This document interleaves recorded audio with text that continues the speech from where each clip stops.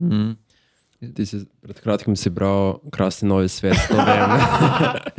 To vem, ker sva del istega knjižnega kluba. Ja. Bi se ti zdelo, da je Huxley dobro zadeval z to diagnozo sodobnega človeka, kot pač odvisnega od neke Ful dobro je zadev stanje za otopelosti. Soma kot digitalni svet. Recimo, ja.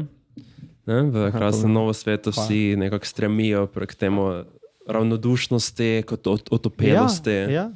A je to? A živimo v Krasnem novem svetu? Po mojem ne še čist. Si me pogled. Ne vem, primoč vzira neko mnenje o tem. Digitalni svet ful, pač je dobra prispodoba je za to, na to zadevo, ki nas sproži eno otopelost, ne? Apatijo. Ja. A veš, tam vseeno... Prav tam ni apatija v resnici. Ja, tam vseeno je drugače. Apatija, ki je v Krasnem svetu. Ne? V resnici si konstantno si pod tem tokom dopamina in vseh teh hormonov. Ne? Mnogo